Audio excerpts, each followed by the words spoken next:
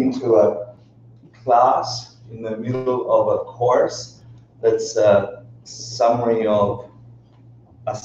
course that summarizes 25 years of study in a Tibetan monastery. So traditional concepts studied by His Holiness the Dalai Lama, monks and nuns from Tibet for thousands of years. I've been studying these concepts, 5 great books of Buddhist thought.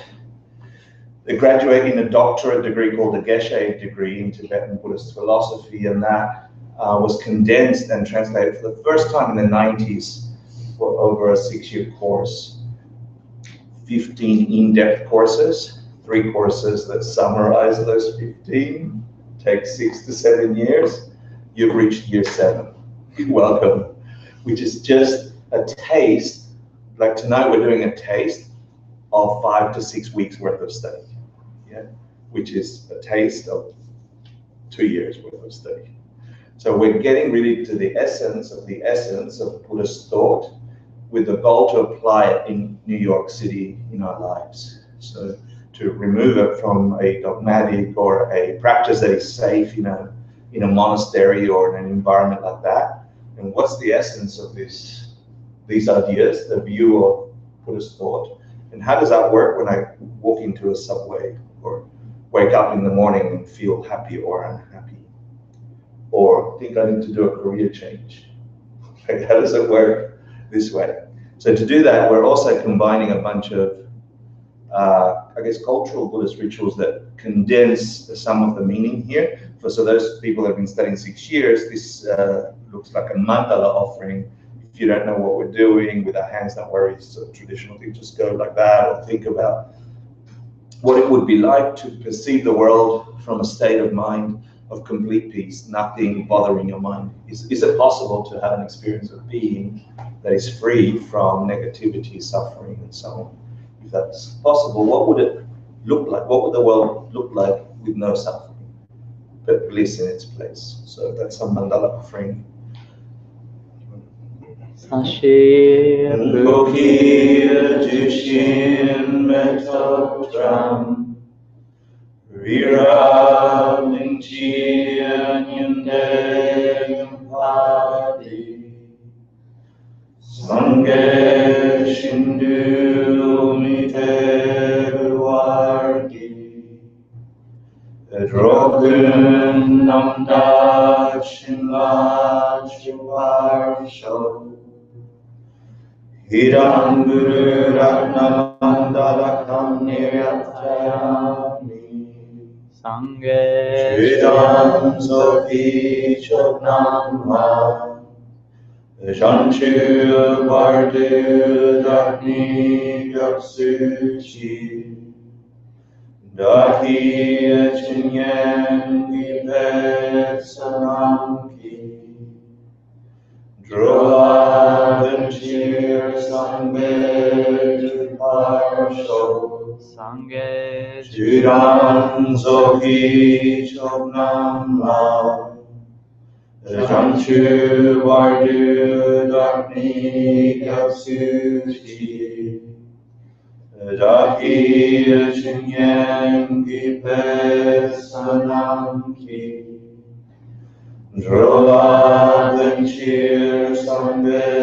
Truparsho Sanghe Shridam Soki Choknamha Janchu Bardu Dakni Gyaksuchi Daki Chinyan Gipet Sanamki Drola Venchir Sanghe Truparsho.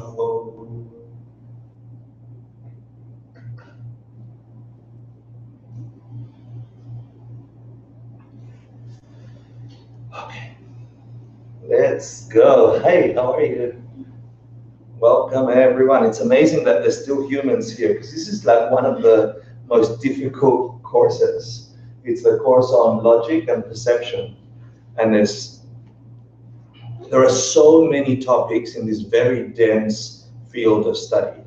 There's perception, there is logic, phenomenology, ontologies, the structure of what things fit into what. And then there are different schools of Buddhist thought who interpret these same words in different ways. So then there's the study of looking at how does that look like from this perspective and that look like from this perspective. And I can't say I'm really good at it. You know? I've been studying these things. I've been exposed to them for 20 years, but it's not like I'm putting my logic on today and I'm walking around Manhattan. I'm thinking through the logical syllogism that, I'm not doing that. But when confronted with difficulties or confronted with experiences that highlight an awesomeness in my world, I tend to put my mind through the ringer of either logic or refuge and say, why is this happening from this perspective? Yeah, and in that way, I think I've got a key to grabbing these concepts and being able to apply them day to day, and I hope to share that today. If I get too heady, if you just do this, then I'll know to move on. Yeah. Okay. So no, me sort of like that. Yeah. Good. Great. So I want to. Usually we do a little quiz before. I'm not doing that because I didn't finish. You're like, yes. Well, we didn't finish last class, and there's only 2 classes for this entire course.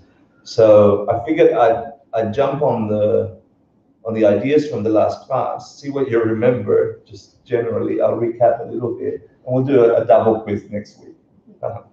And the quiz is just to see, can we put it into words, right? Can we say, that is a new concept in Western thinking for me.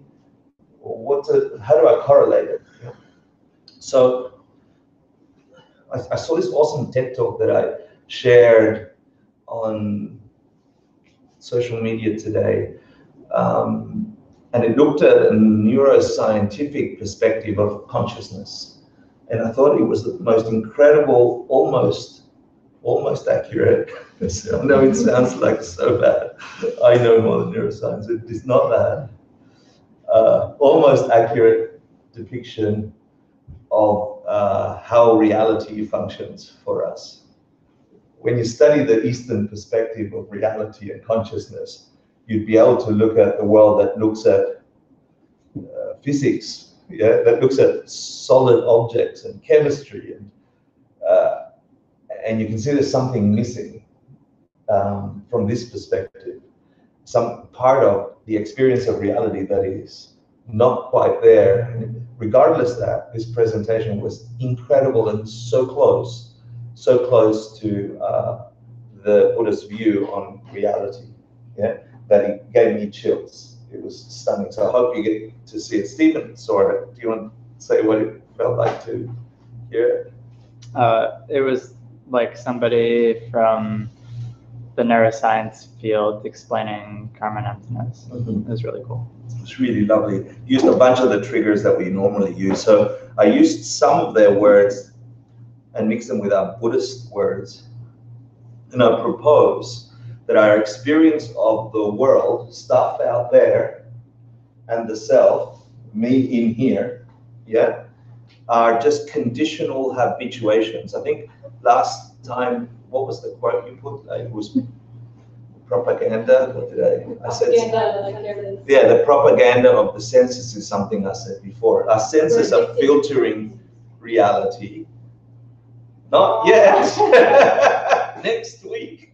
No, tomorrow. Come in.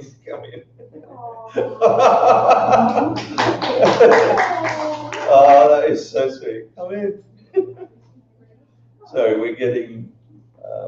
We interrupt this broadcast. This is Mila, everyone. She's like the sweetest creature on the planet doing our meditation teacher training. What's this about? That's about last week. Sweet 16. Oh, thank you so much. This is awesome. Love you. It looks so cute on the video. Okay, I'm going to try and tie it to my shorts. Yeah, no. How is that? You could loop it around the conduit. I wonder my background here. So It follows me Oh around. my God. How does that look? Perfect. Good. Here we go. Has it gone up? Yeah, it's fine. Here we go.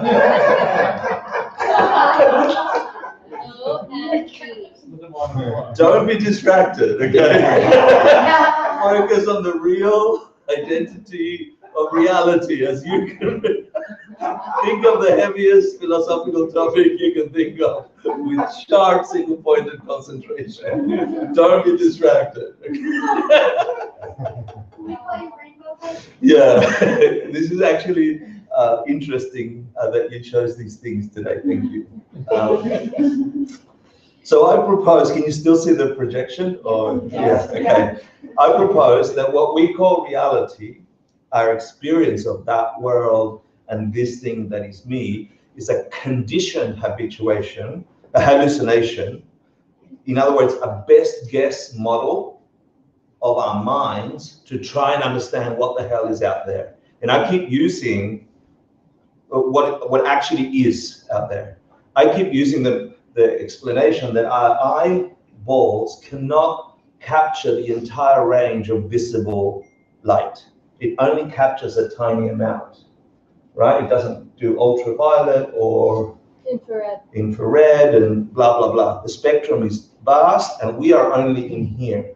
The same with this spectrum and this spectrum and that spectrum and that spectrum. And through our senses, we are trying to capture what is in there and getting used to it, habituating, like when I touch that, it feels this way, and I look at it and it's got further information. And at that time, in neuroscience, in the neuroscience point of view, they will say the brain decides to call this glass, yeah? And the Buddhist would say the brain can't do that, just as much as the eye cannot say glass, or the fingertips cannot find glass to drink. You can find hardness, you can find clues to what's really out there and synthesize it into a best guess prediction of what is going to happen when I touch it again. And I call that glass, that label. The Buddhist would say impossible for the brain, the chemicals inside this darkness that is perceived in light, like inside the skull, there is no light, and yet here we are. You are seeing some light, some shiny objects above me, right? Where is that coming from? It's not out here, people. The data is electrical signals pumped into your brain, and neuroscience says that's your consciousness. But the reality is, just a bunch of chemicals together. Is that consciousness? That's another course, actually. I'll leave that till later. Another course altogether. So I propose that our experience of this, and then similarly, our experience of me, Hector, embodied, yeah, is just a best guess prediction of a model of what is really, because we don't know what is really, because we don't have the tools to capture it. So somewhere in here, in the darkness in your skull, is what we call the brain, and electrical signals are going on. There's no light in there. It's pitch black, and yet we are seeing shiny objects all the time. And those are best guess models, and yet that's good enough to function in a limited way as a sentient. The study of pramana, of sema, and logic can lead, this is my proposal, can lead us to a best prediction, like a little bit better prediction of what actually is. So using logic and perception beyond the senses and just the physical stuff, you can give us a best guess of what is out there. So if we function in accord with that, we can probably get a better result that is less broken or breaks down less. Does that make some sense? For those of you who have been in class, I'm sure you understand where I'm leading. For those of you that are new, enjoy it. Yeah. There are sort of glitches in our model, in our what's Elon Musk say we are living in? Simulation. The simulation, right? So it's a simulation of the mind, neuroscience of the brain, gathering this data, saying simulation of what's out there, and it functions, it works. Why question it? I can bring. every now and then there's glitches. The drink doesn't always satisfy. Yeah? And it's also limited to the human experience. Buddhist thought says, don't limit sentience to just the human experience, because there are dogs. There are octopi, yeah. There are ants. There are other sentients who have different biases to interpret, but they are sentient. They have awareness, they have consciousness to engage and experience this as really something else other than a glass. Not a glass that the ant sees as a death trap, right? A drowning death trap. It's not that it's a glass that the ant misperceived. If you put your consciousness inside an ant's experience through its sensors of this reality, it's building a model, like all ants, that this could be a death trap. And it makes it a death trap for ant. It makes it beautiful cool water for Hector. It makes it terrible cold water for the kids in China. You're not allowed to have ice in China, right? It's terrible. So if you open your minds enough to think of that, the implications are vast, they're huge.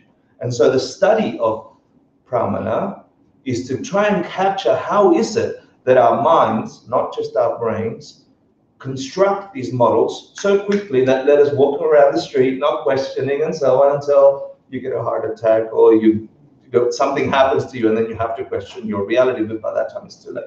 Yeah. So I'm proposing that. What we covered last week was that we have these best guess model scenarios of what is, right? We jump to conclusions. Is that up there or not yet? We jump to conclusions about reality that help us. This is a glass. It's not that it's not a glass of water, but is it a glass of water separate to the model my mind constructed about it? If my mind hadn't constructed that model, what is it? Well, if there's only ants, it's something else. It's a death trap. If there's no ants and no humans, what is it then? Big problem. So since I am human, let's see how the human mind creates this jumping to conclusions. So you open up and you look inside, and the study of logic and debating says that at least 3, if not 4 of these sub-bubbles are they out there? Not yet. 3, if not 4 of these sub-bubbles are the things that construct our engagement with reality. It usually has a subject matter, consider the glass. It is full of water because I can taste it or something. So it'll construct at least 3 subgroups of ideas that we piece together, and it functions enough to for me to pick up this object.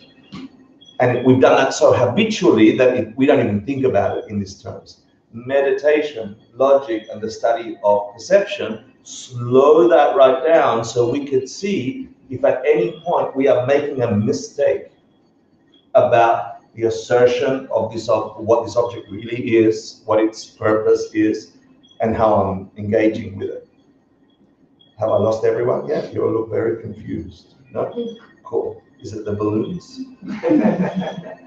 So last week we talked about this. Do you remember? And we did a whole bunch of proofs, and I'll just remind us for a second. If you look at this, you go, this is also the format of a debate. So after coming up with an obstacle to your reality, a challenge that you want to understand, you would then use this method of the mind to construct reality, deconstruct it, and see if there's any misconceptions between them, any problem between the relationship between them, and that should lead you to an aha moment that maybe you've been dealing with reality in a way that isn't going to give you the result you want. Fair? So we have the classical Buddhist example was, does anyone remember? Consider sound.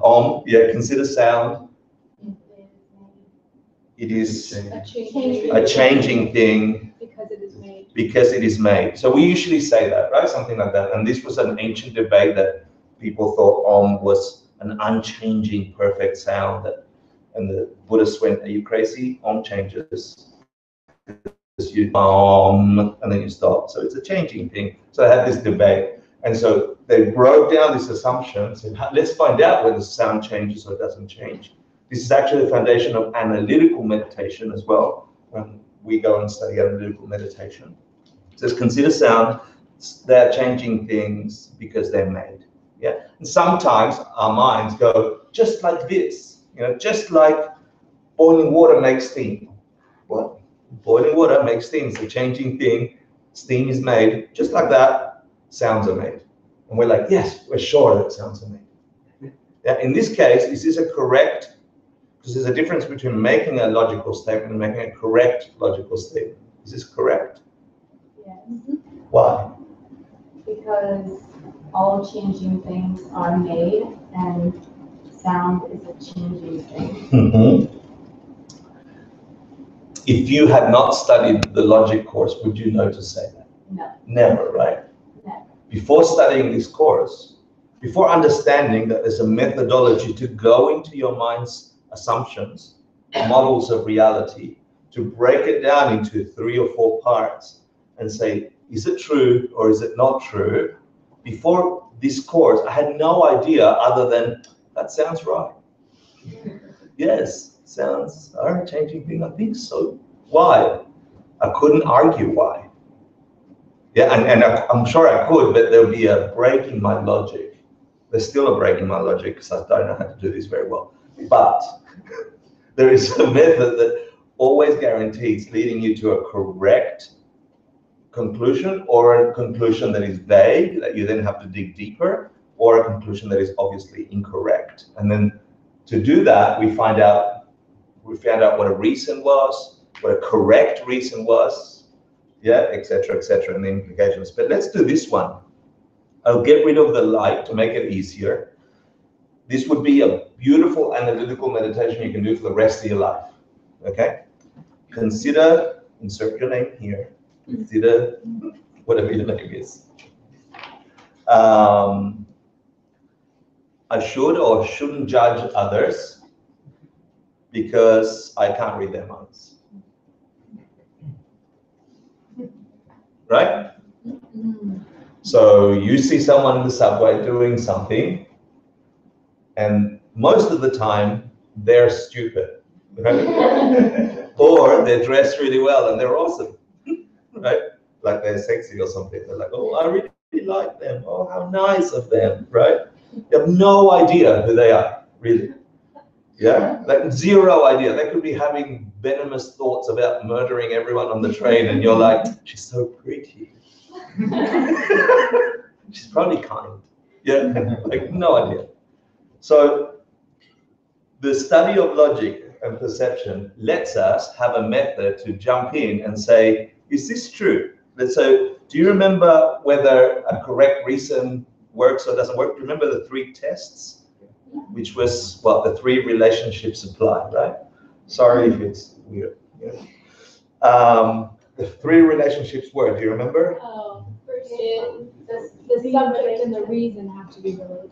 So yeah, the subject and the reason have to be related somehow, and then they have to apply to each other, right? In this case, is me someone who can't read other people's minds? Does that apply?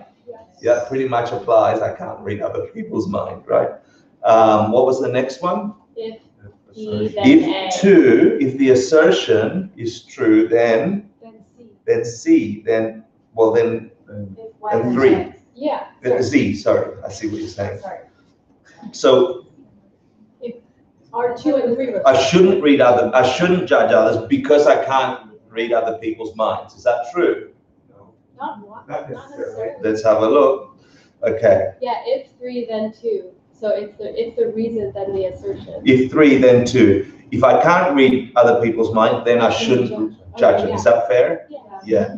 And then the opposite of that is the final test. If I can read their mind. I shouldn't not judge them, which means I should judge them. Yeah. If I could read their minds. Is that true? That works. So they all work. Okay. Great, so you graduated from last week's class. If this sounded bizarre, congratulations. Welcome to my last 15 years of life. There is something in there, okay? There is something in every millisecond of your day as you're putting your foot forward on the pavement, as you're holding on to the railing on the stairs, as you're about to sit down onto a chair. We are creating these assumptions, which are 99.9% true, right? We have 99% pramanas, but we don't know why. We don't know why. And then when that 1% of problems arise, you can dig deep and say, am I making any mistakes? Am I making any assumptions that would lead me to an unfavorable result? There's more to it than that, but I'll leave it at that, okay? The point of pramana is to try and dig beyond our current state of being, yeah? So I have to remind you of these 3 levels of reality that we can group reality into 3 levels. Do you remember what they are? No, that's close, but no cigar. 3 ways of yay! I can time properly, or we can put them here. Is it valid, invalid, and correct? No, I'll give you the first one. Accepted.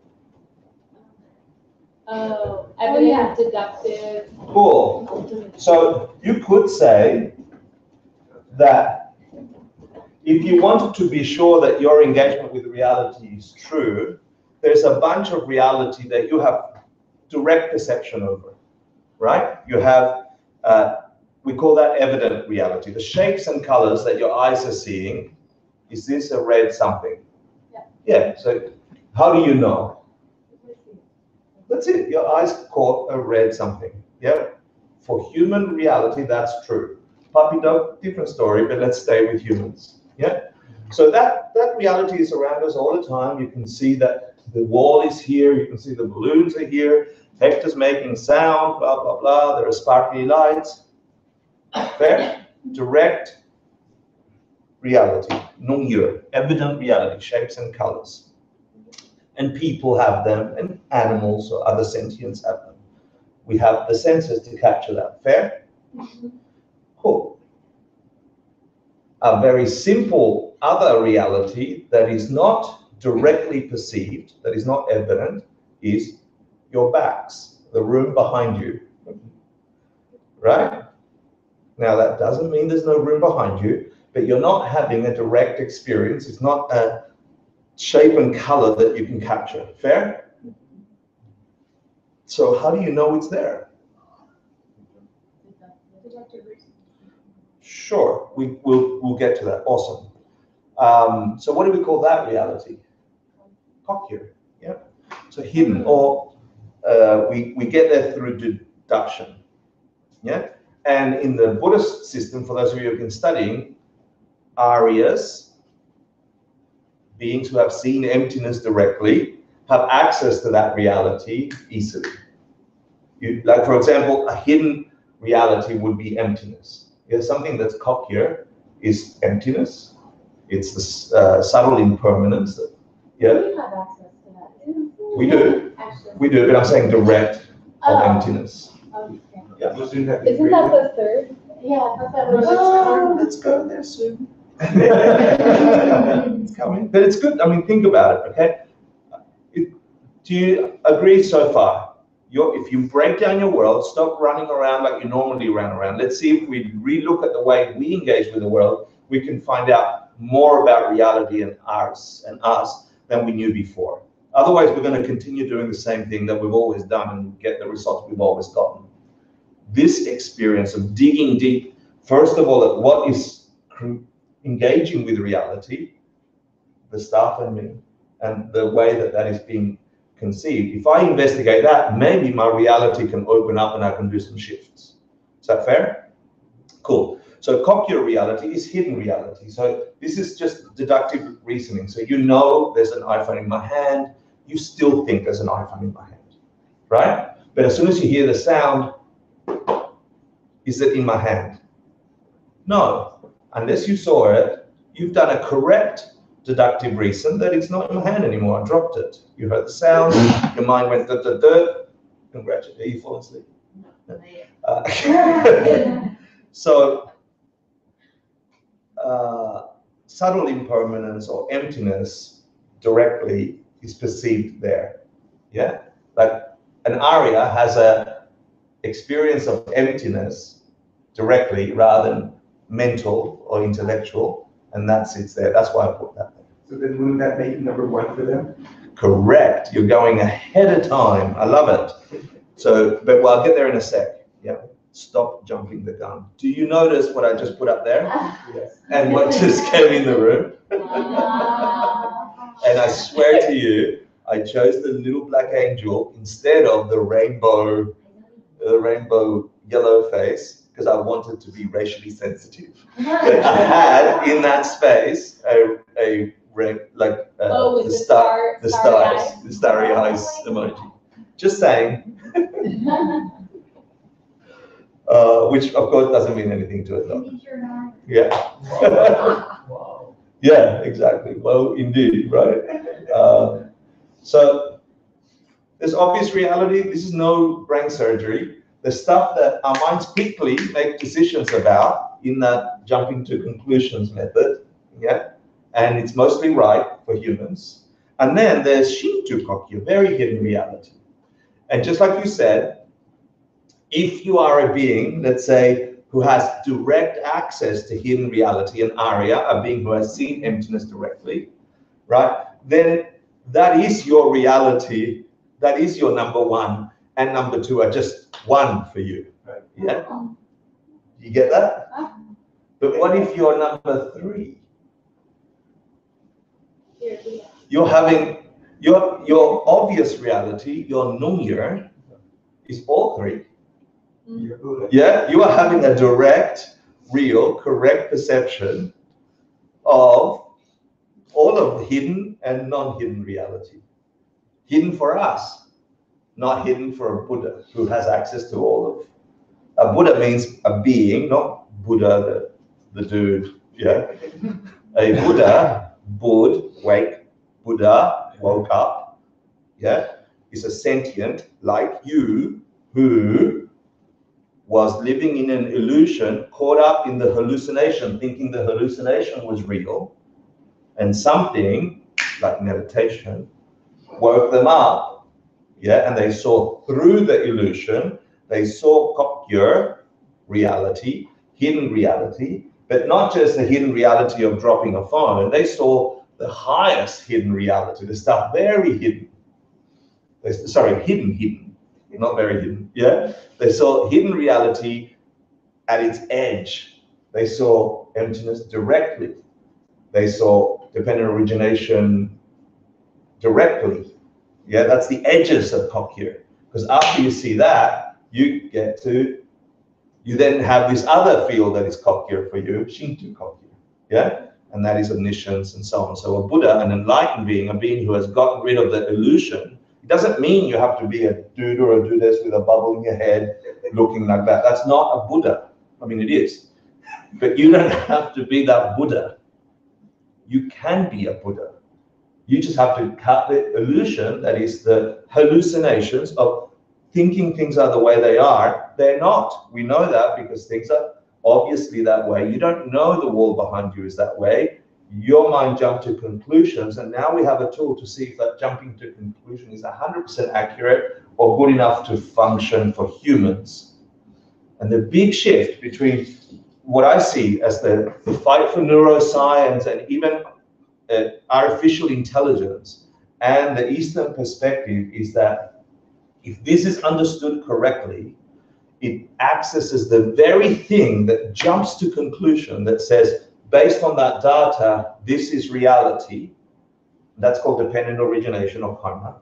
Yeah. Based on that data, this is a glass. And that's okay. Neuroscience can find how, etc., and it'll get really precise at it, and congratulations. But you'll always be human. The Eastern perspective says, hold on, it ain't glass for ants. So then, is it glass? Are we stuck in just being human? Are there more ways of being than human? Yes, there's animals. Okay, I don't want to be an animal. If there's something that's more rudimentary than human, is there something more complex than human? Because it's just perception. It's just a hallucination, this thing we're walking through. It's just a model for something that we know is more than this. Can we access that more than this? Well, at the moment, that's Kokya for us, and a bunch of it is Shinto Kokya. It's very hidden to us. But your mind has the capacity to access that through habituating a different hallucination, and that's called karma, cause and effect. Do you get what I'm saying? That I am saying you don't have to be human, and you don't need to be dogs either. Okay. So there's two types of valid perception, pramanas, that access these two, and I think you went there. So the first one is direct, right? So you have direct perceptions of these realities. So the Buddha would have a direct perception of all three, and Arya could have a direct perception of the top two, and humans just have direct perceptions of what we can capture through our senses, including our minds. And then there is deductive, yeah? And from the Eastern perspective, from Buddhist point of view, and the Hindu, you can reach a valid perception, a correct valid perception about reality, either directly or indirectly. Both are true. Can you see me drop my phone? Yes, I'm sorry. Can you see me drop my phone? Yeah? Can you see me drop my phone?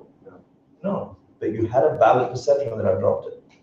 One was direct, you saw it, you have direct access. The other one, you heard it. Yeah, mine went, he dropped the physical object. Fair? So let's say you're deaf. You did. Sorry? Let's say someone that's deaf. Sorry? Wow. Sorry, she's like, wow. Would that be?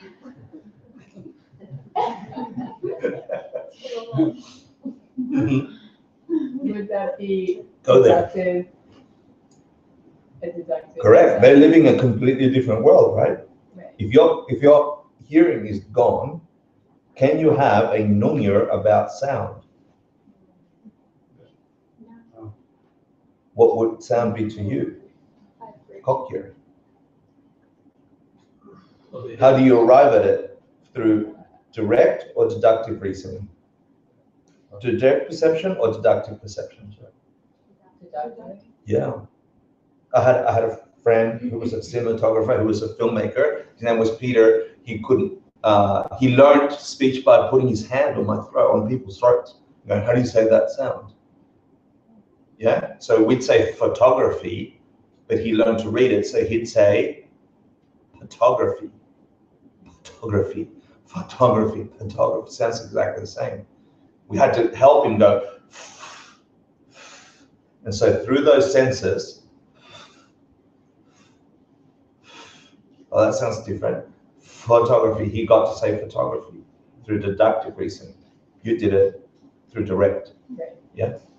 It's also another thing, with our technology, you can see a lot of things that we don't Absolutely, yeah. So through technology, we get access to a bunch of these things. Yeah, correct. But back in the Buddha's day, the technology was your meditation cushion. And no clothes, no.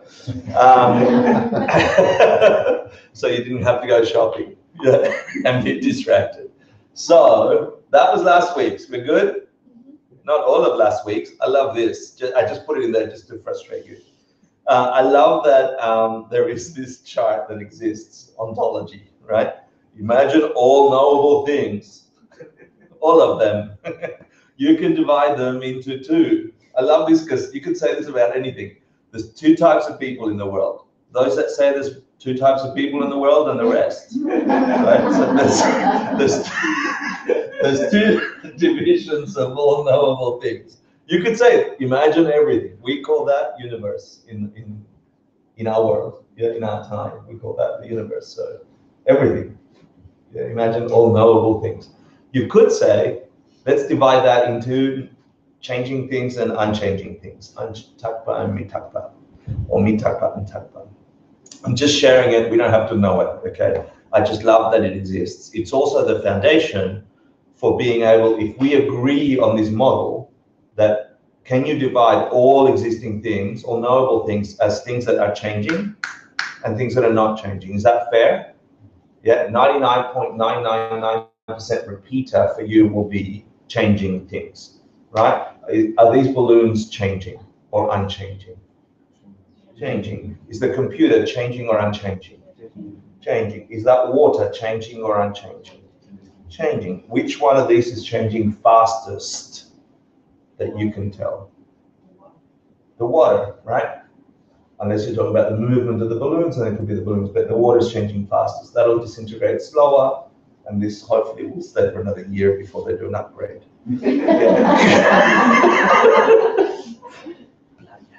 Yeah. On Facebook, it lasts forever. Yeah, that's true. So then you could say that, and then if you agree with that, you can divide all stuff. Let me just jump through the definitions there, and say for mitakpa, for the changeable things, the majority of things, there's form or physical stuff, and there's mental stuff. And this is a very important division, because unless you understand that division, that your consciousness, the non-physical part of you, your thoughts, what the hell is that? Is that chemical? Yeah, is it dependent on a chemical? Can you grab that chemical, isolate it, and have a thought? Big debate, right? In Eastern thought, they say, no, you're crazy. They work together like horse and rider, but they're not the same stuff. And you can't make consciousness out of matter, just as much as you can't make matter. Oh, that's another story. Let's go there. And then there's neither of those. I love that because it's a catch-all for stuff that you can't fit neatly into either. Yeah. But an idea there would be, an important thing is the self, a person. My identity is Hector. I'm not really physical and I'm not really mental, although it's a mental construct upon a physical. So we put it in the middle. That's worthwhile for debating. And then you can have your sense powers, like in the physical side of the world, you have your sense powers, which are like the cones and rods in your eye. That's matter that perceives other stuff.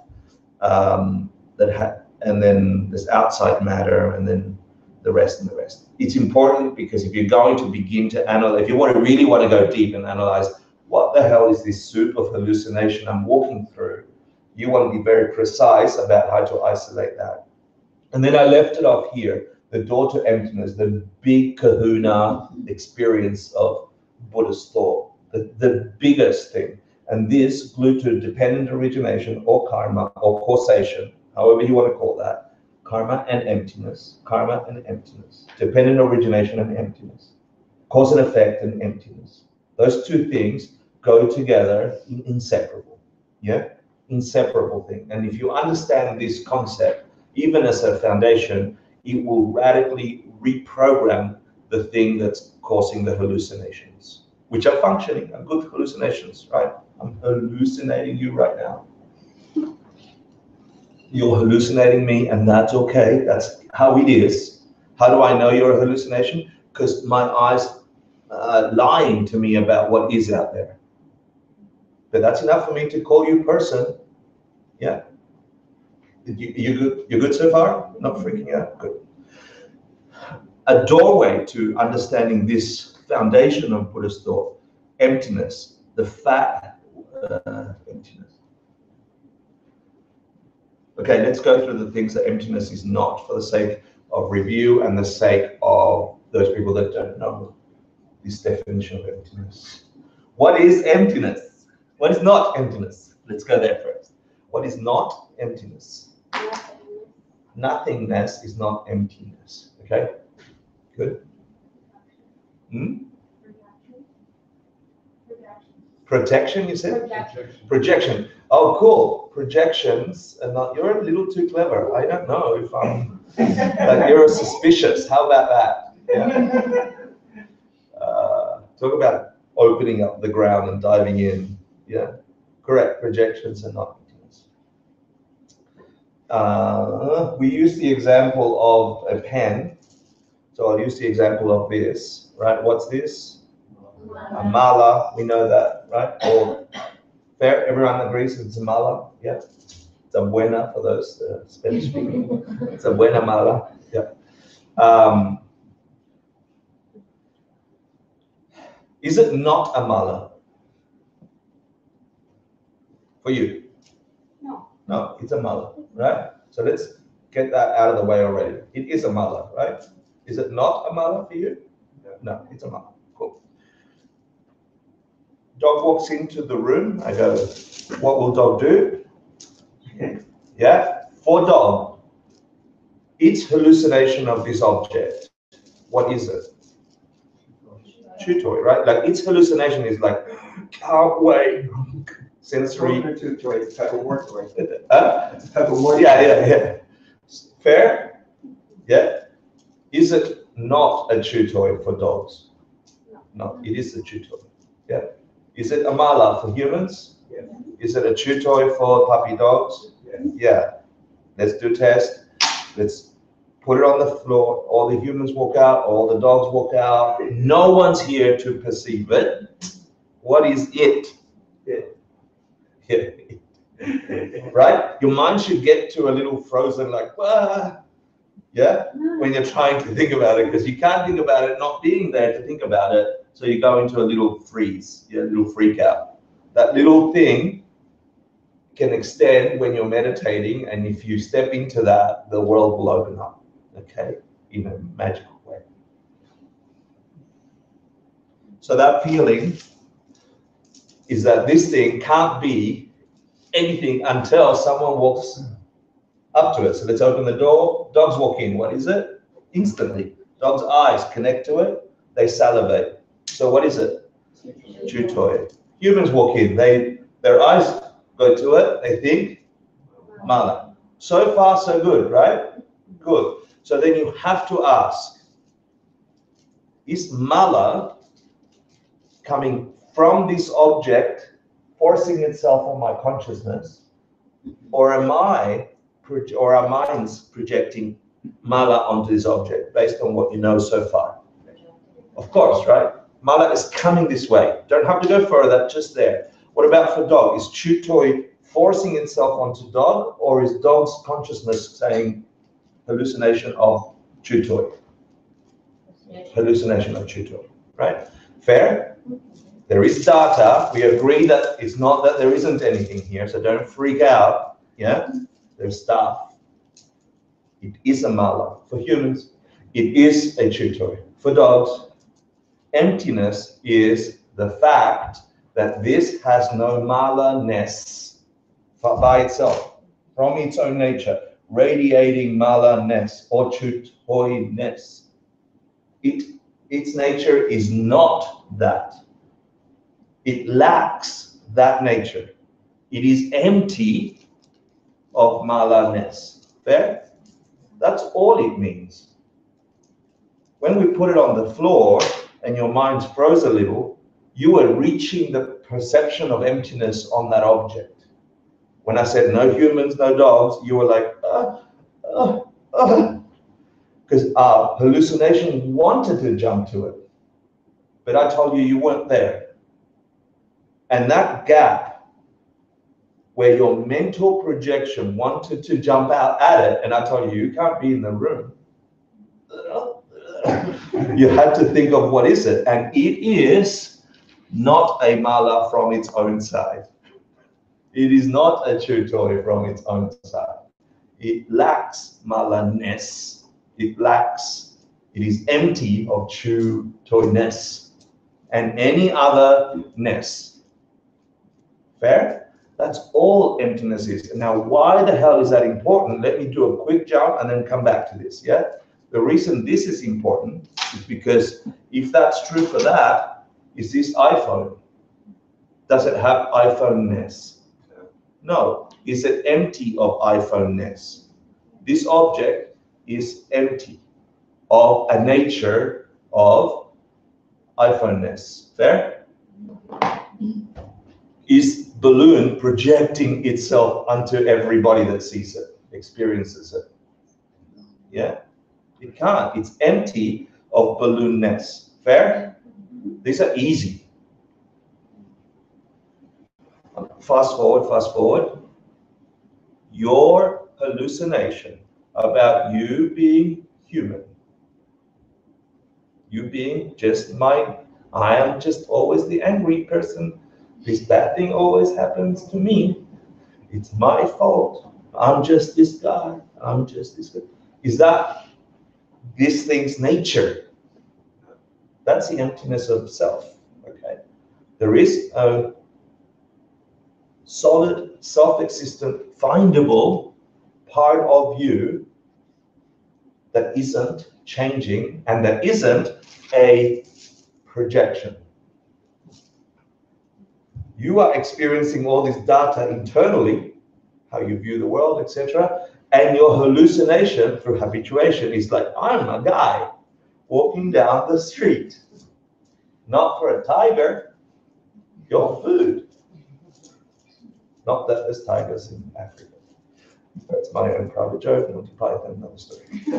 One thing I forgot to tell you is that although this is not projecting mala-ness or Chu Toy's ness, can you, and it is coming from us, we agree that, right? Can you force it to be something that in the moment? Can you wish it to be made of gold? Huh? Bracelet. Bracelet. Yeah, the mala is a bracelet, you're right. And a necklace. And a necklace. Yeah, that's okay. We get actually, it's a perfect segue to what we're about to go to. But it's still that functioning thing, right? That you called mala, right. Necklace, or whatever. We grouped that into this thing. If you're Buddhist. If you're Buddhist. The name we applied, it's also, what's the mala name in Spanish? Rosary. Yeah? Well, let's find it in another language. It's not the words that we're applying to it. It's the conception, the hallucination that we're collecting to it. Yeah, so don't get distracted by that. You've got to get the idea that nothing has this nature, just like this doesn't or that doesn't. You can't force it. I can't say, I want it to be of gold. I want it to be not a mala and to be a tire. Yeah?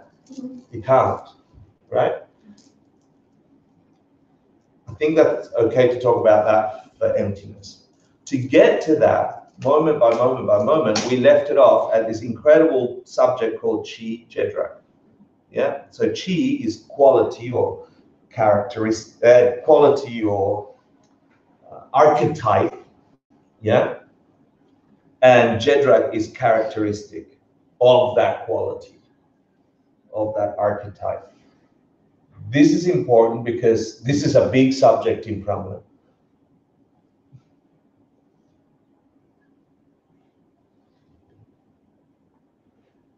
This is important because when you see the dance between archetypes and things that have those qualities, Chi and Jedraks. So I'll give you an example.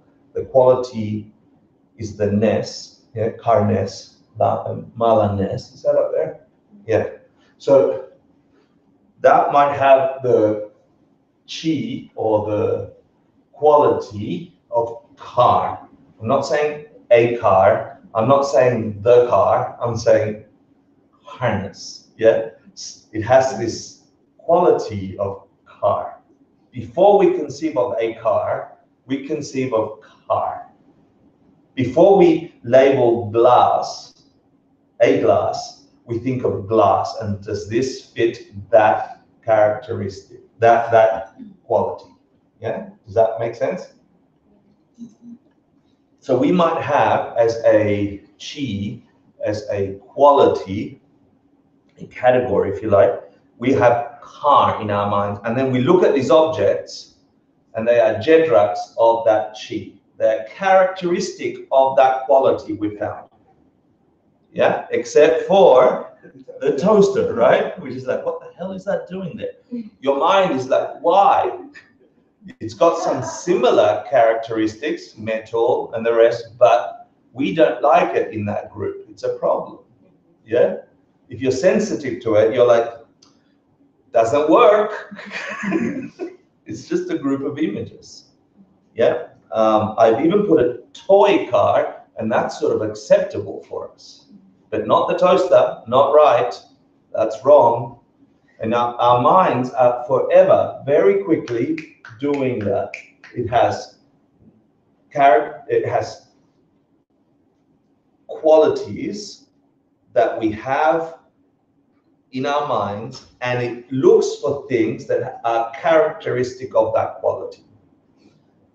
The relationship between those two things are vital to understand how we're swimming around reality and what reality ultimately is.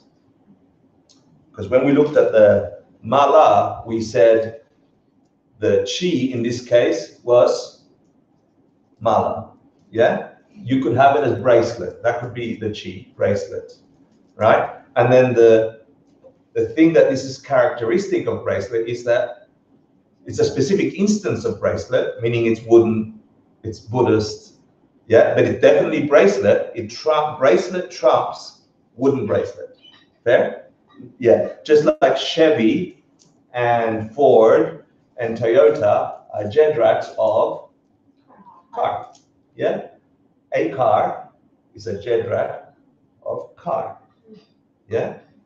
A Toyota is a subset of car. If I got rid of all the Toyotas, would all cars disappear? No. No. If I got rid of car, would Chevys, Fords, and the rest disappear? Yeah. Yeah, okay. So the study of this, there are three types of cheese that I want to explain, but the study of this lets us look at what is it that our minds are doing when they're projecting onto emptiness a thing.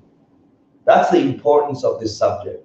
We just figured out that if we put this on the ground and the dogs will go away and the humans go away, this is a potential. It's a something, right? We don't know what it is, but as soon as the dogs walked in or as soon as the humans walked in, it became something. This is the study of why did it become this and not this. And we say, or the study of this will let you find that it had a ness to it, a bracelet-ness, a mala-ness for humans, yeah, that you perceive. But it wasn't in the object, we know that. So something in your mind came up with ness. And then it continued experiencing that thing and it said, it's characteristic of mala, it's a wooden mala, it's a Buddhist mala. It's got 108, it's good, it's Buddhist mala. Buddhist mala, Jedrak, chi. Yeah, you're like, why the hell am I talking about this? Let me go through the three types of chi, two of which are vital, one is essential. You don't have to remember this, just get the concept that something is going on in the construction of your hallucination of reality, which functions, it is a glass, it is a mala, but how did it become that? If you understand how we're creating them, then you can create something extra, something beyond. If you understand what created the chi and the jedrak of me as a human, you can transcend that and wake up, Buddha. You can reach a state of awakening. Nothing changes, just the code that creates the hallucination. And the code is written in the jumping to conclusions, subject, assertion, reason, and in the relationship between chi and jedrak, for us and for animals. Are you all freaking out? You're all looking sleepy. Good. So Rikchi is just a kind or a type, and a Jedrak is characteristic of that. It's what I just finished saying. A Rikchi is like a set and subset. It's a Rikchi is a category. It's an archetype. It's the main thing that if you removed, all cars will disappear. The ness, yeah. And the Jedrak of that would be a car, the car, Ford, Toyota, etc. The important chi that is studied in this system, debated, meditated upon, and found experientially is a dunchi, a mental image.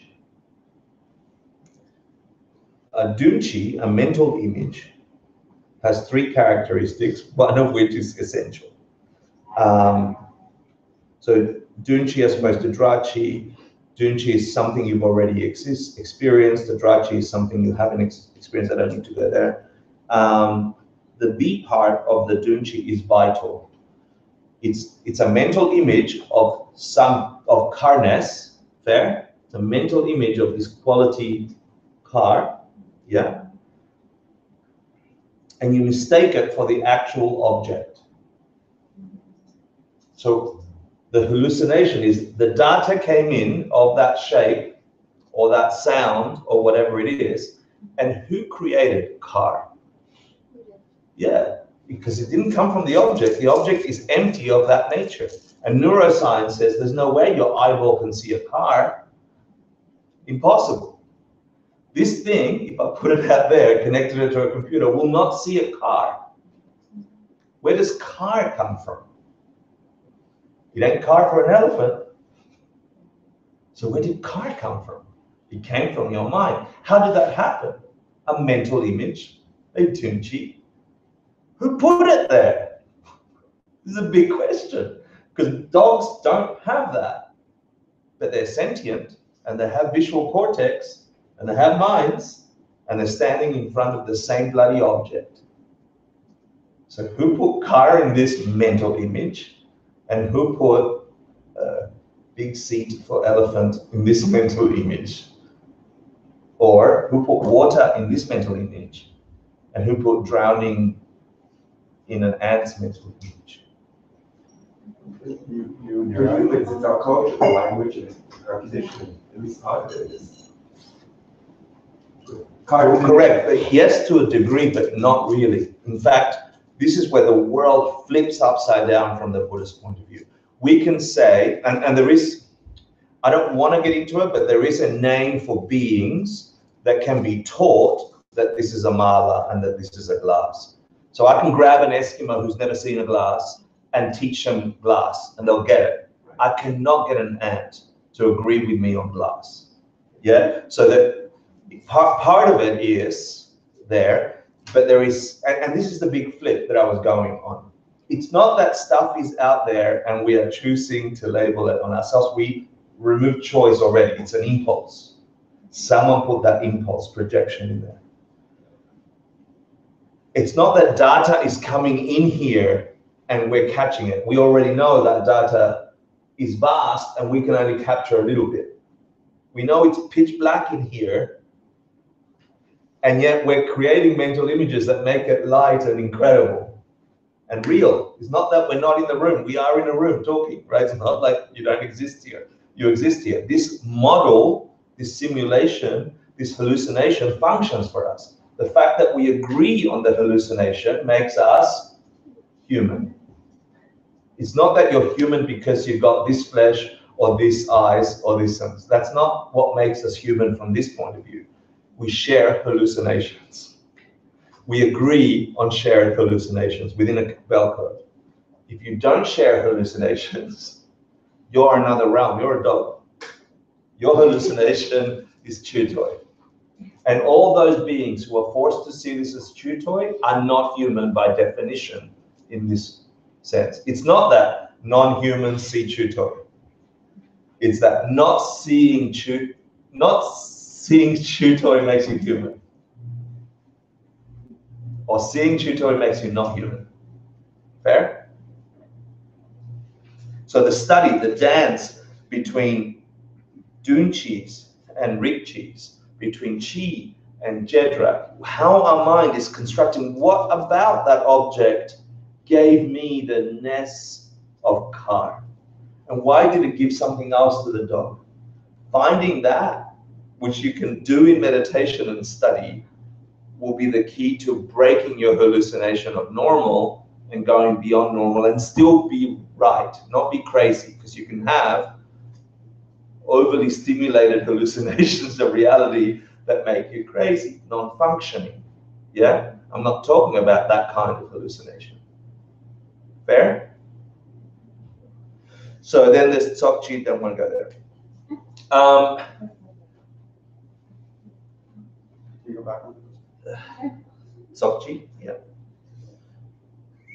I can, but I've got to do this whole gig again, sorry. Tell me when it's all up there. Number 3 up or not yet? Okay. Number 3, here we go, Sokchi. You can learn that for the exam. Yeah? Cool. What I'm saying is the dance between ness and a particular type of that ness that's happening in our minds like that. When we see every object, hear every sound, taste every taste, we're so good at fabricating this hallucination that we walk through. Yeah? Understanding that relationship, what is it about that made me get this mental image? If you see through that, your world won't change radically in that moment, but you will know that the illusion is an illusion. And you'll also know you can transform it into something beyond the limited range. So is death death then? Your mental construct of death, is it death the way you know it? Can your mind have a perception of that transcendent experiences other than stopping? Is suffering suffering?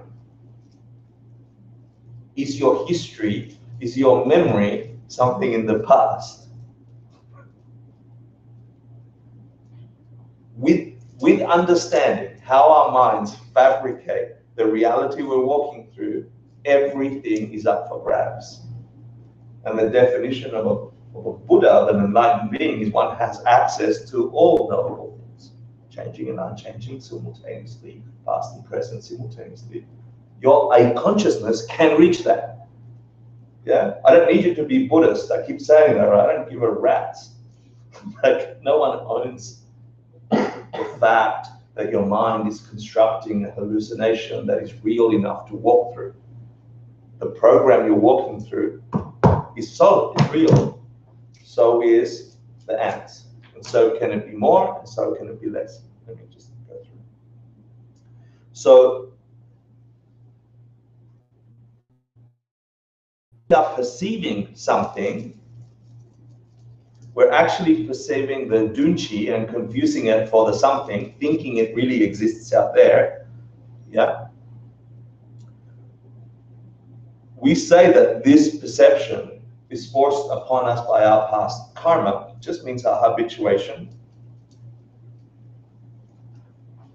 This is why what you do unto others, the intention you have behind every one of your action, records or codes the mind to be able to project your reality later on, cause and effect karma.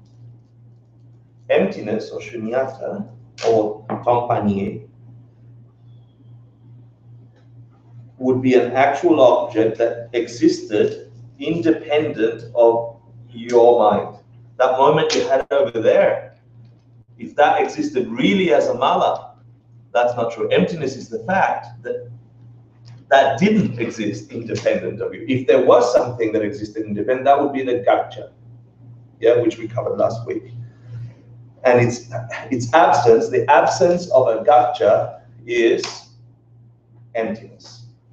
And why am I telling you that? You got that already? So dunchi is your mind labeling reality, yeah?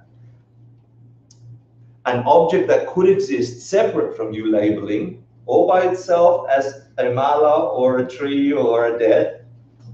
If it existed separate to your labeling, that thing would be a gaccha, the impossible thing, and self-existent thing, a thing that existed emanating perfectly mala to every being that looked at it. Ants, what's this? It's a mala. Okay, dogs, what is it? It's a mala. Okay, that doesn't exist, never exists, will never exist.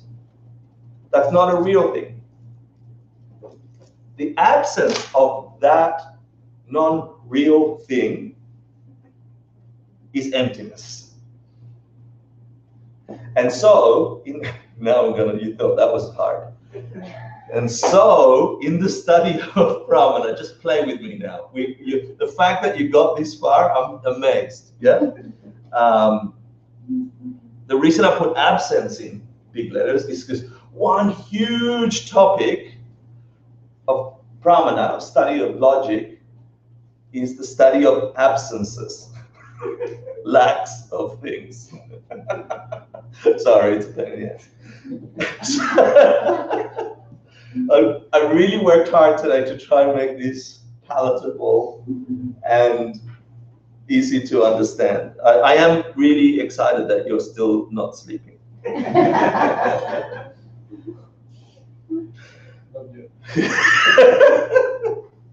Well, the point is here, like, the implication is huge. Your life will not change radically tomorrow morning, yeah? You will still have an itchy backside, okay? You're still gonna scratch it and it'll be fine, yeah? But reality won't shift like that. But you will know probably why you get itchy butts, yeah? You're like, other than the obvious, yeah? You're like, oh, the real cause of itchy butts is, I don't know why I chose that, sorry. The real cause of whatever my problem is, itchy butts, isn't what I thought it was. I don't have to only buy silk underpants all the time now because I've got itchy butts and I can't eat the cotton, and because cotton doesn't create itchy butts, yeah? And silk doesn't avoid itchy butts. We know that because things don't have that nature. Yeah, that nature is coming from something deeper.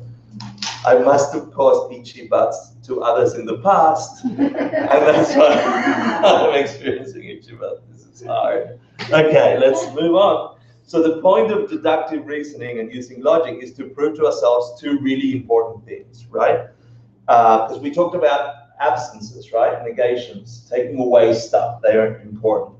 So there are realities that we have access to if we just spent a little bit of thinking time and we're not on automatic default mode day in, day out, doing our routines, and then go, oh, that changed, oh well, oh, my hair fell out, oh, it's okay, I'll keep walking, oh no, I've got pancreatic cancer, oh, okay, yeah? So it's not, there's a bunch of reality that is accessible to us, but we're blinded to because we're not using deductive reasoning or logic or thinking through some stuff. So there is some stuff that using deductive reasoning will give us access to. A bunch of that stuff is sort of the obstacles to what we could access. For example, I gave you the death example just now. Sorry to say so, but sadly it's true. Hang-ups and bang-ups will happen to you. You will die. I can't give you a more obvious truth. I will die. You will die. It's true, but you're not using the power of your mind, either one, logically, to use that to fuel your activity day in, day out, day in, day out. It's the only certainty.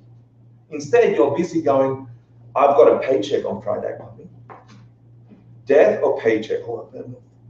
Death, yeah, paycheck. I've got to do the paycheck. Fair?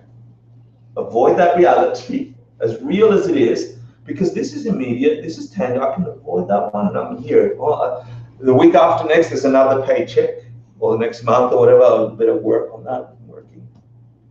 Yeah.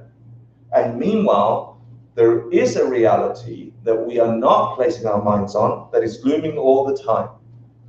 The power of logic, reasoning, and meditation upon those objects, which are sort of simple absences, I'll talk about them in a second. They're there, but we're not seeing them. Yeah? They're there all the time, we're not seeing them. Taxes is another. That's something that this system of meditation and understanding through logic and reason can really help us change our behavior so we can have outcomes that we want and not be caught by surprise when those things will come. That's not that they're not coming, they're coming. So, and then the other point is to make you realize how much you actually don't know about stuff that you think you do know. So, right, yeah. So the 2 points of going through a logical understanding of what reality is one, is to look at these two absences. The reality that you could see if it was there, death, yeah, or future suffering, and the realities you could not see even if they were there, like gotchas, emptiness. Emptiness is a lack of something that isn't there. Logic gives you access to see something that you couldn't see even if it was there. So you can perceive a gotcha. No. No, you just said we can. You can perceive a gotcha. You can perceive a gotcha. I can perceive something that's outside of my projection. You can perceive the fact of a gotcha. That's why gotchas are a thing. You'd have to say, what would a gotcha look like? You'll never find a gotcha, but you'd have to think, what would it look like in order to identify it's not there. You did perceive a gotcha. Could this be a self-existent projecting object? You've just perceived what isn't there. There isn't a projecting mala from its own side. You just perceived it. Now, is that a thing? No, it's not a thing. You just perceive something that wouldn't be there, it isn't there. Yeah? Could not be there even anyway. Okay, give you a couple of more negatives just to be funny. Okay, there's the study of positive and negatives which lead us to emptiness. That's not me. That'd be funny. Someone read the definition of a negative thing? A thing which must be perceived by the state of mind which perceives it directly, the process eliminating directly that which it denies. I know. Here's the simpler version. It's something you perceive by excluding something else. Okay, that's all. For example, here's Johnny, the fat guy who never eats during the day. What does that mean? What did you just perceive from what I said? He stuffs his face. He doesn't just eat. Look at him. He stuffs his face during the night, right? Like, you perceive that, but I never said that. I said, me, Johnny, who never eats during the day. And your mind had a perception through negation of something that was true for this guy, assuming he never eats during the day. Here's another negative, yeah? What you cooked today was really fantastic. What does that mean? It's not usually fantastic, right? Like the implication is that. So there's two kinds of negatives, a megak and a mainga. A simple absence of something and an implied absence. The one I just used was a mainga. Yeah, the implication is you say something and something else is arisen for you. It's okay if you just get the concept that these things exist as ways to access realities that you couldn't get at directly. Yeah, like meet Johnny, he doesn't eat at all during the day. You look at him and your mind goes, he must eat sometime. And so you get to that reality through negating a bunch of things. Okay? We talked about the gotcha. I don't want to go there again. When you study Chi Chedrak and you look at the relationship between two things, there are relationships of identity, and then there are relationships of cause and effect between two things. That's another field of study, and it's important if you look at car and Toyota. Yeah, they have a relationship of cause and effect or a relationship of identity. What do you think? Why? To be one thing. Yeah, to be one thing means necessarily one way or two ways. We don't have the time to go into the implications of this in debate, but what if you could remove the ness you have about car? Would all cars then disappear for you as cars? Yes. Yeah. What if you were busy just removing Toyotas? Would cars disappear for you? No. No. What if identifying as a me, the thing that makes you me, the self, yeah, and this type of self, you could have the same kind of function with through meditation. what would happen? Would you work for the paycheck? If you could reach a state where you could reach the ness, the me-ness, yeah? Or are we busy becoming the Jedrax? I'm the advertiser. I am the hard worker. I am the musician. I am the depressor, depressed. I am the depressor. I am the depressor sometimes. I want you to think about that, because some relationships are causal, and they have some qualities, and some relationships are of identity. If you remove one, if you remove the parent, the others disappear. If you go busy trying to, I better not be depressed, I better not be this, I better not be that, that will take you lifetimes, eons. Working at the level of the chi, of how your mind is constructing the nest, and seeing what your nest is different from the ant's nest. In just playing in that ground, the fact that you can have that conception now is mind-blowing. The fact that that's a possibility for you is mind-blowing. You could radically shift your reality from that base level. That is what makes your reality.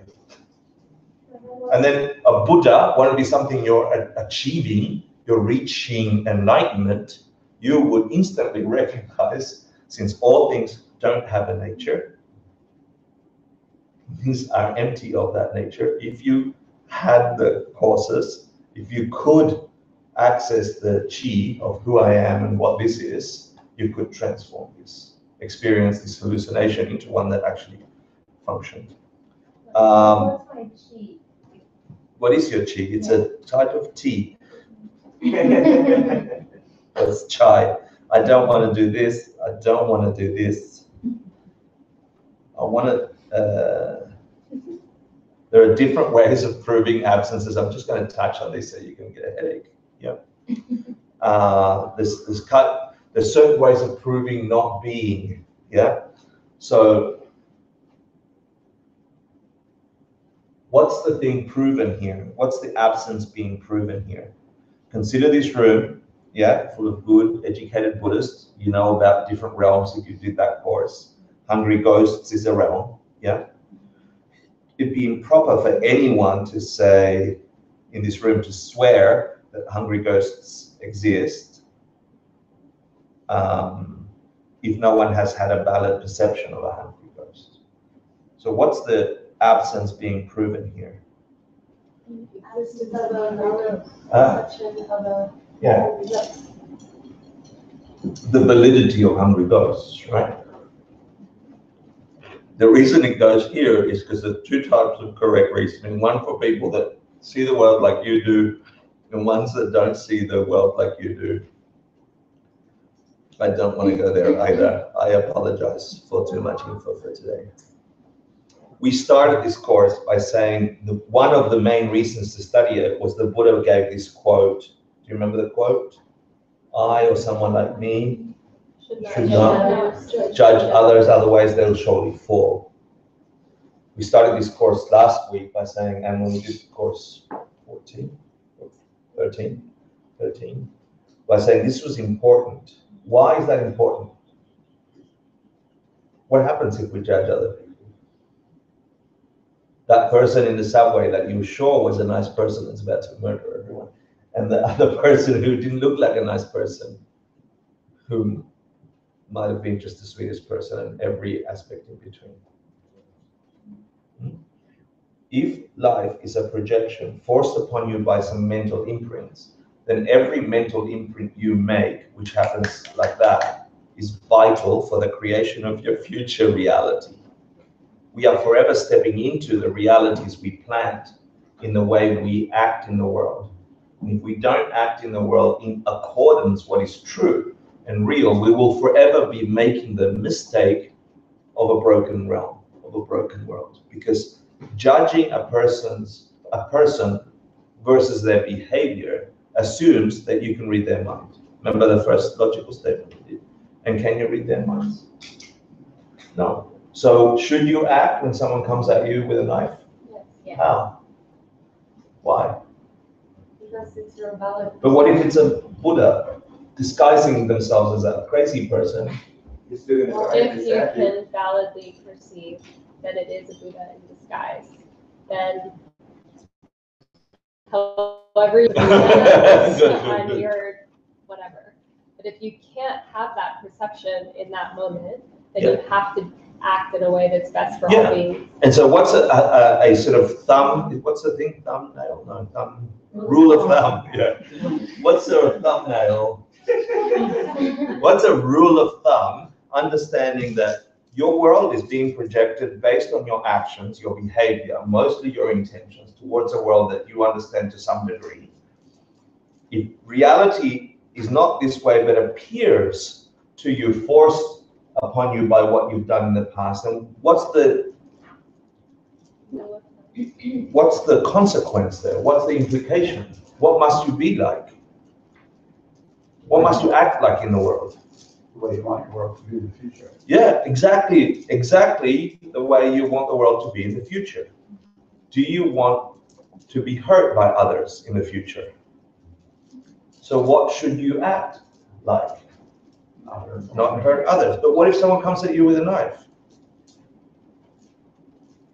Treat them like you would if it was your mother who had gone crazy. Great. You'd still stop her for a couple of reasons. Number one, you don't want to die. Number two, you don't want them to create the causes for their terrible experiences in the future, because you understand their future experiences comes from their actions. If they're hurting everyone, you want to stop that for them. Yeah? So it should empower you to stop things that are harming the world. That's not enough. Let's say you stopped everybody that's harming the world and you stopped yourself from harming others the best you can. What else do you need to do? Good stuff. Take care of them. Good stuff. It's true. Actively Take care of others, right? Take care of others. Cool. So that's sort of the ultimate application of proving absences, is that the other beings, you don't really know who they are, and you can't tell what their qualities are. So you can judge their behavior, you can stop their behavior, but if you want a fast track to planting the right seeds in your mind that will ripen into a world where the world appears to you in its highest form, in its highest way, with ultimate bliss and deep wisdom, then your actions should be equal to that towards your world, even against all odds. Yeah. So let's say, and this is where it really boils down to that thumbnail. Yeah. that rule of thumbs. Because things are a projection forced upon you by your past behavior, and you understand now that it's just a hallucination that functions. There's no other way for it to exist. It's just your mind constructing the best guess based on what it can capture. But that best guess isn't by itself reality. It's just a model. Ants have a different model. Elephants have a different model. Your model came from what you were to others in the past. So then, if you get to a point where you see that, not just to study this once or twice, you begin to see that in your world, you see it as a practice. Let me practice that and see how it works. We do this thing called the 6 times book, where you track your thoughts and your mind, etc. system. You meditate on it, so you don't just intellectualize it, you actually feel it. You run through a time where you got angry. Yeah, and you go, oh, I got angry, bitch, it's a bitch, it's a bitch, right? So then my mind is creating bitchness and then applying her to bitchness. Yeah, Jedra, chi. If you can slow that down and you see your mind, there is no anger that's coming from bitchness. Yeah, even though that's my auto response, you would then be able to, in meditation, be able to see how that isn't a correlating thing. That I've just got the habit of punching back or calling her a bitch whenever I feel unhappy, blaming others or something. So you'll see that you can begin to deconstruct that. Your behavior will change as a practice. that must have a result because you're recoding your mind. And at some later time, you will have the results of that. And then the only problem is that you go through this crazy period that if you're sure that that's your practice for 6 months or whatever it is, and you're going to try to plant the seeds in your world that you want to see in the future, and that's just going to be the way you go through life, that necessarily means that next time someone comes and yells at you, you're not going to yell back if you don't want yelling. Fair? If you feel bad in front of someone because they gave you criticism, you have to be able to go, the feeling bad could not have come from the criticism. Even though you want to punch them in the face. Yeah? You're going to say, no, I'm planting different seeds. The rule of thumb is, regardless of what's happening out there, as much as you can control your response, you are planting new seeds for your reality to be different. And at some point, the theory is those beings will go away. Those triggers will no longer work for you. They don't function in the model. You've reconstructed your mind. This is decades of therapy in 6 months. For real, not pretend, for real. But it doesn't pass at night thinking about it. It doesn't also take 5 classes. It takes a lot of thinking about it, reconstructing, because you also have the inertia, I have the inertia of the human construct, which is you yell at me, I've got to yell at you. Got to stand my ground, yeah, got to be strong. No, you can radically shift your reality for real and not have to go through the things that are sufferings for us. In fact, suffering comes from thinking things have a nature. Yeah. I don't want to feel bad when the dog chews the perfectly good mala. My holy teacher gave me this mala. It's a special mala. The stupid dog is chewing on it. It's destroying some valuable object of mine. In the new way of understanding the world, where did that come from? Witnessing some personal object being destroyed by some other. I didn't protect other people's things. That's what my projection is being forced upon this thing. But because I don't understand that, all I see is it's a mala. It's not a chew toy. What do? I kick the dog. That's what we have to do. Kick the dog, and then it'll stop chewing the mala. What did I just plant when I kicked the dog in my mind?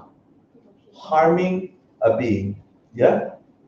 What must I experience if that imprint is then flowering in my future self, future time? Something worse than harm. Yeah, it grows over time. These plants were tiny seeds when they were planted. With time, seeds, imprints in our minds become huge realities. And that's what we get stuck in. I never have enough money. I always have broken relationships. I'm just a depressed kind of guy. These are just modalities. We all live in the same city, which if the city had power, you should all be equally rich or equally poor, equally sad or equally poisoned. Yeah?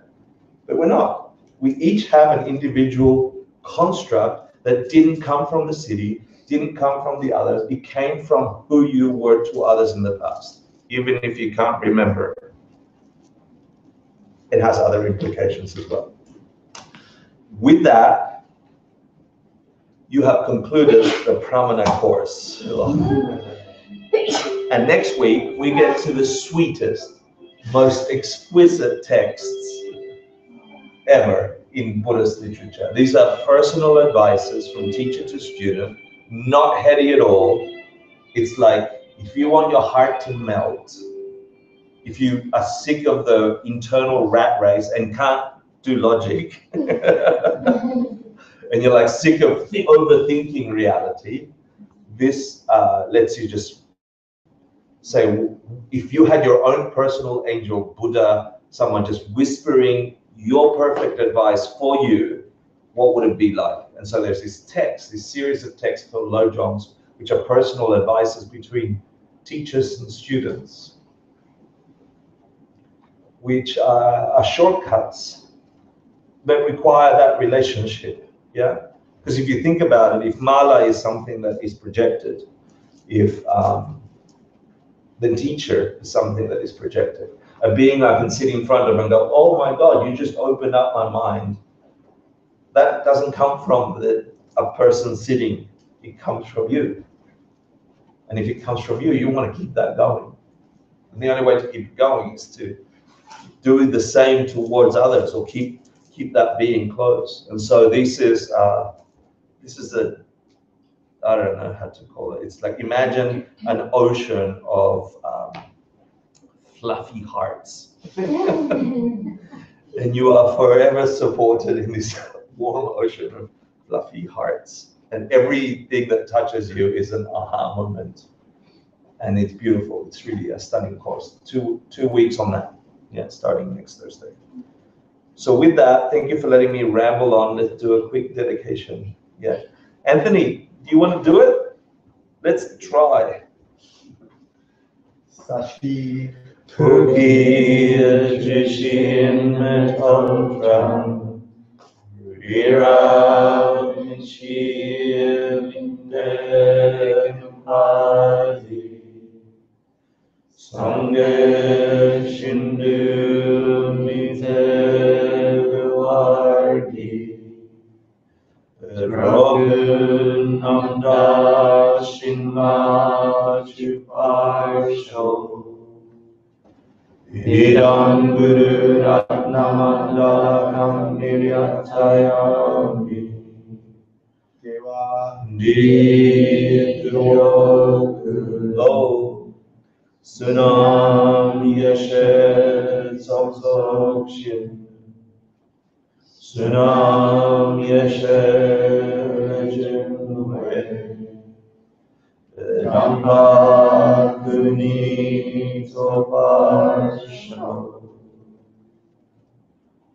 Thank you so much for letting me ramble on. Can I ask you a favor? Can you pretend to be meditating so I can send my teacher a picture of you guys in at least meditation, or not looking so messy? Is that okay? Yeah. If you don't want to be in the picture, do that. Yeah.